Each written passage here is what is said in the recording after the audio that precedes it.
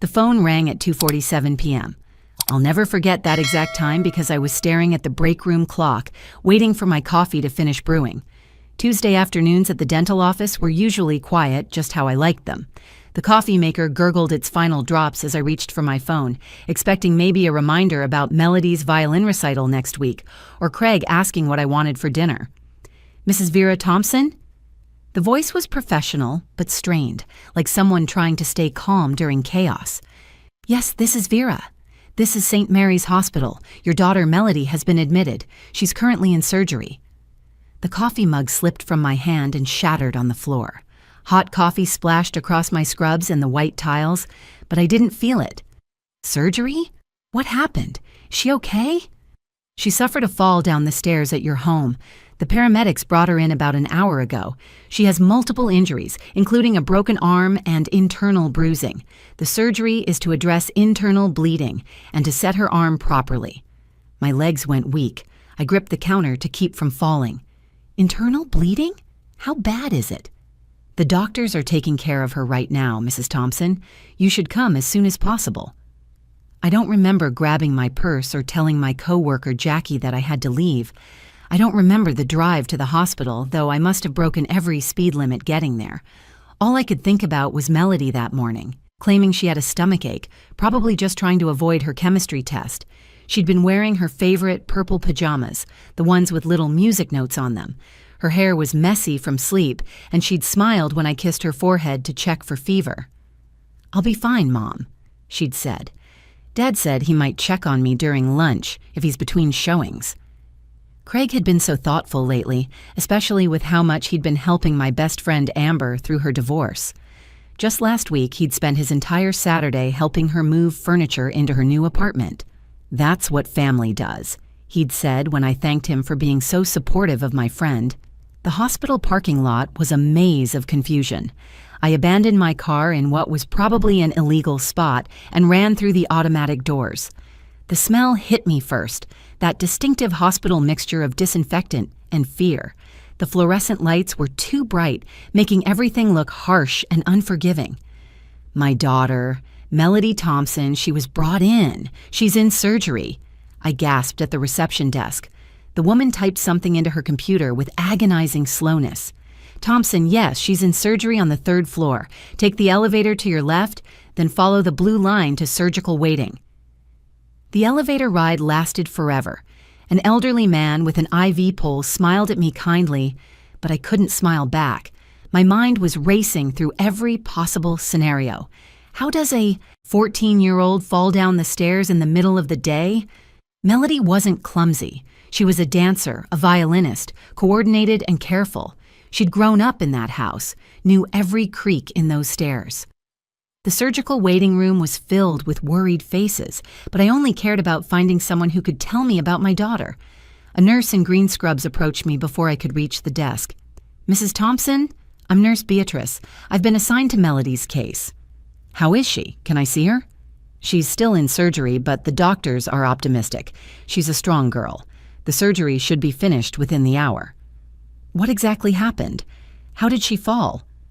Nurse Beatrice's expression shifted slightly, something flickering in her eyes that made my stomach drop. "The paramedics reported she was found at the bottom of your staircase. A neighbor called 911. "A neighbor? Why didn't my husband call? He was supposed to check on her." "I don't have that information, Mrs. Thompson. Perhaps you could speak with the police when they arrive." "The police? Why would the police be coming?" "It's standard procedure with injuries like this involving minors. They just need to file a report." But something in her tone told me it wasn't standard at all. Something was wrong, terribly wrong, and everyone knew it but me. I sank into a waiting room chair, my coffee-stained scrubs still damp against my skin, and waited for my world to completely shatter. I just didn't know yet that it already had, 14 steps at a time, while I was watching a break room clock and waiting for coffee to brew. Life had been picture perfect, or so I thought. Craig and I had been married for 16 years, and from the outside, we were the couple everyone envied. We lived in a beautiful 2-story colonial in suburban Phoenix, complete with the white fence and the carefully maintained rose garden that Craig tended every Sunday morning. He was successful in real estate, I had a stable job at the dental practice, and we had Melody, our brilliant, beautiful daughter, who made everything worthwhile. That Tuesday morning had started like hundreds of others. Craig was already dressed when I woke up at 6, standing in front of our bedroom mirror adjusting his tie. He wore the navy suit I'd picked out for his birthday, the one that made his green eyes stand out. "Big showing today," he said, catching my reflection in the mirror. "That tech executive from California is finally ready to make an offer on the Willow Creek property."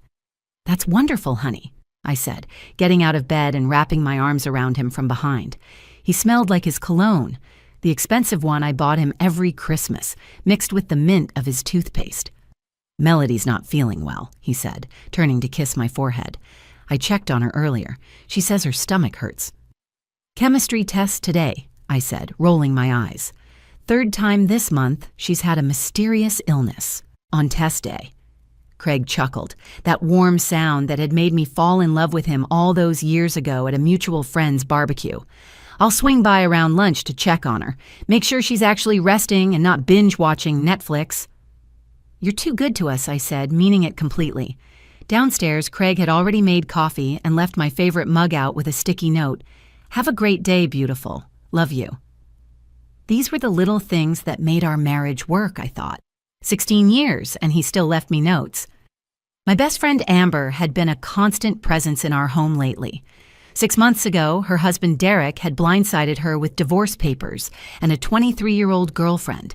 Amber was devastated, and Craig and I had rallied around her like family. She'd lost weight, her usually perfect blonde hair often pulled back in messy buns, her designer clothes replaced with sweats and old t-shirts, but she was starting to come back to life, largely thanks to Craig's kindness. "Your husband is a saint," Amber had told me just last Friday over wine. We were sitting on my back patio while Craig was inside, cooking dinner for all of us. "Derek never would have helped my friends like this. Craig spent his whole lunch break yesterday helping me understand my divorce settlement paperwork. He's always been good with legal documents from his real estate work," I'd replied, feeling proud of my husband's generosity. "You really lucked out, Vera. Men like him don't exist anymore." I'd watched through the kitchen window as Craig flipped steaks on the grill, whistling some old rock song, completely at ease in his role as supporter and friend. Amber watched him too, and I remembered thinking how sad she looked, probably remembering when Derek used to cook for her. That Tuesday morning before I left for work, I'd checked on Melody.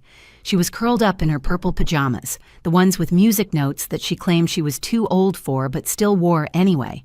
Her room was its typical organized chaos. Violin case propped against her desk, homework scattered across her chair, pictures of her and her friends covering every inch of her bulletin board. "How are you feeling, baby?" I asked, sitting on the edge of her bed and feeling her forehead. "Terrible," she croaked dramatically. "I think I'm dying." Funny how death always coincides with chemistry tests. She cracked one eye open and gave me a guilty smile. "Maybe it'll pass by tomorrow?" "Your dad's going to check on you at lunch, and I want you to actually rest, not practice violin or reorganize your closet like last time." "I promise, Mom. Just sleep and maybe some soup later."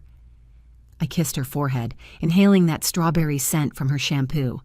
"I love you, Mel." "Love you too, Mom." As I drove to work that morning, I remembered thinking how lucky I was. Sure, we had our problems like any family. Craig had been working longer hours lately, and I'd been picking up extra shifts to save for Melody's college fund. But we were solid. We were happy. We had Sunday dinners and family movie nights and inside jokes that made us laugh until our stomachs hurt. I had absolutely no idea that while I was cleaning teeth and discussing proper flossing techniques with patients, my perfect life was about to shatter into pieces that could never be put back together the same way again. The hospital corridor stretched endlessly as I ran toward the surgery wing, my footsteps echoing off the polished floors. Other visitors stepped aside as I rushed past, probably recognizing the wild look of a terrified parent. The signs blurred together until Nurse Beatrice intercepted me near the surgical unit doors, her hand gentle but firm on my arm. "Mrs. Thompson, let's step over here," she said, guiding me to a small consultation room. "Melody is stable. The surgery is going well. They're repairing her broken arm and addressing some internal bruising from the fall." "How long was she lying there before someone found her?" My voice sounded strange, detached, like it belonged to someone else. Your neighbor, Mrs. Chen, heard screaming around 1:50 p.m. She called 911 immediately. The paramedics arrived within 8 minutes. Where was Craig? He was supposed to be there at lunch. He said he would check on her. Nurse Beatrice consulted her clipboard. I don't have information about other family members at the scene. Mrs. Chen was the only one present when paramedics arrived. 2 hours passed before they finally let me see her. When I walked into that recovery room, my knees nearly buckled. Melody's face was swollen beyond recognition, her left eye purple and nearly shut. Her arm was in a cast, and monitors beeped steadily around her. She looked so small in that hospital bed, nothing like the vibrant teenager who'd been feigning illness just this morning. Her good eye fluttered open when she heard me approach. "Mom?" Her voice was hoarse, barely a whisper. "I'm here, baby. I'm right here." I took her uninjured hand carefully, afraid to hurt her more. She gripped my fingers with surprising strength. "Mom, I need to tell you something. Please don't be mad at me, please." "Sweetheart, I could never be mad at you. You fell down the stairs. It was an accident." "No." The word came out sharp, desperate. She struggled to sit up, wincing at the movement. "It wasn't an accident. Mom, listen to me. Dad pushed me." The room seemed to tilt. "What are you talking about? You must be confused from the medication." "I'm not confused." Her voice cracked with urgency. "I came downstairs because I heard weird noises. I thought someone had broken in. The TV was loud, but there were other sounds, like furniture moving." I stroked her hand, trying to calm her. "Take your time, baby. When I got to the living room, Dad was there, with Aunt Amber." She started crying, her whole body shaking. "They were on our couch, Mom. They didn't have clothes on. They were having sex." The words hit me like physical blows. I felt myself sinking into the chair beside her bed. "No, that's not possible. You must have misunderstood what you saw." "I saw them, Mom. Aunt Amber was on top of him, and they were both naked. The coffee table was pushed aside. Her red dress was on the floor with Dad's clothes. I stood there, frozen. I couldn't move. I couldn't breathe." My mind raced, trying to find another explanation, any explanation. "Maybe you were dreaming or hallucinating from being sick." "Mom, stop." Melody's voice rose, causing a nurse to peek in. I waved her away. "I know what I saw. When Dad noticed me, he jumped up so fast that Amber fell onto the floor. He started yelling at me, saying I didn't see anything, that I was confused, that I was making things up." "Then what happened?" My voice sounded hollow. I ran toward the stairs to get back to my room, but Dad was faster. He caught me at the top, grabbed my arm so hard it hurt. "Look." She shifted slightly, revealing dark bruises on her upper arm, clearly finger marks. "He shook me, Mom. He said if I told anyone, especially you, he'd say I was lying. He said no one would believe a sick kid over him. He said he'd tell everyone I was jealous of Aunt Amber getting attention." "And then?" I tried to pull away. I just wanted to get to my room and lock the door. But when I yanked my arm back, he shoved me, hard, with both hands on my shoulders. I remember his face, Mom. He wasn't scared or surprised. He looked angry, like I was the one who'd done something wrong. "You fell down all 14 steps?" I remember hitting the railing halfway down. That's how my arm broke. Then my head hit the wall at the bottom. I could hear Amber screaming at him, asking what he'd done. Dad told her to get dressed, that they needed to leave before anyone found me. He said they'd say I tripped, that I was clumsy from being sick. My daughter's words painted a picture I couldn't bear to see, but couldn't look away from either. My husband, my partner of 16 years, had chosen his affair over our daughter's life. I sat in that hospital room for 10 minutes, holding my daughter while she cried. Her tears soaked through my coffee-stained scrubs, and I could feel her trembling against me. But as I held her, something changed inside me. The shock and disbelief transformed into something cold and determined, a mother's rage mixed with calculated precision. "Melody? Listen to me carefully," I said, pulling back to look directly into her good eye. "Did Mrs. Chen see Dad's car when she found you?" "I don't know, Mom. Everything hurt so bad. I just remember her voice calling my name and saying help was coming." I pulled out my phone. 2 text messages from Craig glared at me from the screen. The first sent at 2:15 p.m., in back-to-back showings all afternoon, phone on silent. The second, at 3:30 p.m., just heard about Melody's accident from Mrs. Chen. Finishing with clients, will come to hospital soon. Love you both. The casual lies made my stomach turn. He was constructing his alibi while our daughter was in surgery. I stood up, my decision made. Baby, I need to go home for just a little bit. I promise I'll be back soon. Mom, no! Melody grabbed my hand. Please don't confront him alone. He already hurt me. What if he hurts you, too? I'm not going to confront anyone. I'm going to get proof. I kissed her forehead gently. Nurse Beatrice will stay with you. If you need anything at all, you tell her to call me immediately. As I walked to my car, my mind was racing but focused. Last month, while Craig was at a real estate conference in Vegas, we'd had 3 break-ins in our neighborhood. Without telling him, I'd had a security system installed with cameras in the main living areas. The installation guy said they were top of the line, motion activated, with cloud storage that saved everything for 30 days. I'd meant to tell Craig when he got back, but life got busy and it slipped my mind. That forgotten conversation might have just saved my daughter's case. I called Mrs. Chen as I drove, putting her on speaker. Helen, it's Vera Thompson. Thank you for helping Melody. Oh, Vera, how is she? I've been so worried. It was terrifying finding her like that. She's going to be okay. Helen, I need to ask you something important. Did you see Craig's car when you found Melody? There was a pause. Yes, actually. I thought it was strange. His white Mercedes was pulling out of your driveway just as I ran outside. That woman's red Honda, the blonde who comes over sometimes, she was right behind him. They were driving fast, too fast for a residential street. Did you see them stop when Melody was screaming? No, and that's what bothered me. I could hear Melody crying for help, and they must have heard it too. But they just kept driving. I thought maybe they were going to meet the ambulance at the hospital. Thank you, Helen. You might have just helped save my daughter. I pulled into our street and saw both cars in the driveway. Craig's white Mercedes and Amber's red Honda, parked as casually as if this were any other Tuesday. The audacity of it made my hands shake with rage. My daughter was in surgery, and they were here, in my house, probably coordinating their stories. I parked across the street and pulled up the security app on my phone. My fingers trembled as I entered the password. The interface loaded, showing me live feeds from all 6 cameras. There they were, in the living room, Craig pacing while Amber sat on the couch, the same couch where my daughter had caught them. They were both fully dressed now, Craig in different clothes than this morning, Amber in jeans and a sweater instead of the red dress Melody had described. I navigated to the recorded footage, scrolling back to 1:10 p.m. The app showed motion detected at 1:15 p.m. I clicked play and watched my world crumble. In high definition, Craig opening the door for Amber, her immediately pressing against him, his hands running through her hair. They barely made it to the living room before clothes started coming off. I fast-forwarded, unable to watch the betrayal in detail.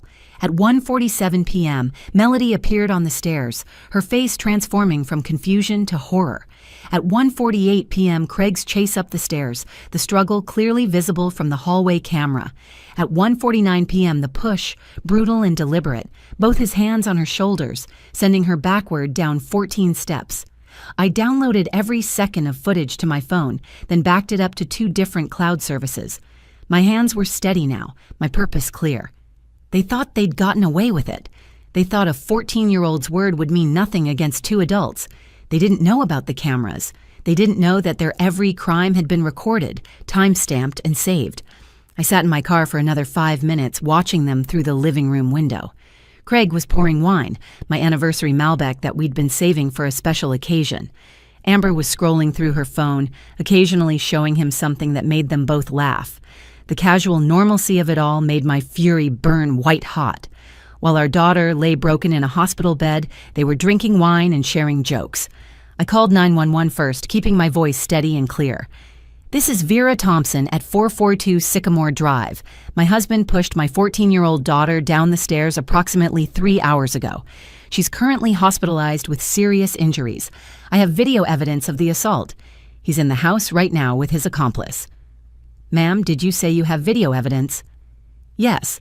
Clear security footage showing him pushing her down the stairs after she caught him having an affair. He then fled the scene without calling for help. We're dispatching units immediately. Are you in any danger? No, I'm in my car across the street. They don't know I'm here. Next, I called Detective Ramon Valdez. I'd met him 6 months ago when he'd spoken at our neighborhood watch meeting about the break-ins. He'd given everyone his card, saying to call if we ever needed anything. Detective Valdez, this is Vera Thompson from Sycamore Drive. You might not remember me, but you spoke at our neighborhood meeting. I remember you, Mrs. Thompson. What's going on? My husband pushed our 14-year-old daughter down the stairs after she caught him with another woman. She's in the hospital with serious injuries. I have security camera footage of everything, including him fleeing the scene. He's in our house right now. I'm 10 minutes away. Don't go inside. Units are already en route. Can you send me that footage? I forwarded him the videos, all of them, including the timestamps from Mrs. Chen's 911 call showing Craig's car leaving while she was calling for help. Within minutes, 4 police. Cars arrived silently. No sirens or lights. Detective Valdez pulled up right behind them, approaching my car window. Vera, I watched the footage. This is attempted murder of a minor, aggravated assault, and failure to render aid. We have more than enough for arrests. The woman with him? Amber Hartley, my former best friend. His jaw tightened. She's complicit. Accessory after the fact at minimum. We're going in. You can come, but stay behind us. I want to see his face when he realizes he's caught. We approached the front door, which wasn't even locked. The arrogance of it all, thinking they were so safe, so clever. Detective Valdez knocked firmly. Police, open up! Craig's voice came from inside, confused but not worried. Coming. The door opened, and Craig stood there in fresh khakis and a polo shirt, looking every bit the successful suburban husband. His expression shifted from confusion to shock as he saw me standing behind the wall of officers. What's going on, Vera? Why are the police here? Detective Valdez stepped forward. Craig Thompson, you're under arrest for assault of a minor, attempted murder, and child endangerment. What? That's insane! My daughter fell down the stairs. It was an accident. Turn around and put your hands behind your back. Amber appeared in the hallway, wine glass still in hand. When she saw the police, she dropped it, red wine spreading across my hardwood floors like blood. Oh my God, Craig, what's happening? Amber Hartley, you're also under arrest as an accessory after the fact and failure to render aid to a minor in distress. This is crazy, Craig shouted as they cuffed him. Vera, tell them. Melody fell. She's sick. She was dizzy. She tripped. I stepped forward, holding up my phone with the frozen frame of him pushing our daughter clearly visible on the screen. The cameras don't lie, Craig. You pushed our baby down the stairs and left her to die. His face went completely white, all the blood draining away. What cameras? The ones I installed last month when you were in Vegas. Every second is recorded, every single second. The affair, Melody catching you, you chasing her, pushing her, and then running away while she lay there bleeding. Vera, please, we can talk about this. It wasn't supposed to happen like that. Like what, Craig? You weren't supposed to get caught? Or you weren't supposed to nearly kill our daughter? Amber started sobbing hysterically. Vera, I'm so sorry. He said you two were getting divorced. He said you'd already separated emotionally, that you were just staying together for Melody. Save it for court, Amber. You heard my baby screaming and you ran. You left a child broken at the bottom of the stairs so you could save yourselves. As they led Craig past me, he tried one more time. Vera, please, I love you. I made a mistake. A mistake is forgetting an anniversary. You tried to kill our daughter. The police cars pulled away with both of them in custody, and I stood in my doorway looking at the wine stain on my floor, the last remnant of their celebration while my daughter fought for her life. Craig got 12 years for attempted murder and child endangerment. The prosecutor said the video evidence made it the easiest conviction of her career. The footage showed clear intent when he pushed Melody, not the accidental shove his lawyer tried to argue. The jury deliberated for less than 2 hours. When they read the verdict, Craig broke down sobbing, but I felt nothing. He'd made his choice the moment he put his hands on our daughter. Amber got 3 years as an accessory after the fact and failure to render aid to a minor. The judge called them both despicable human beings who put their affair above a child's life.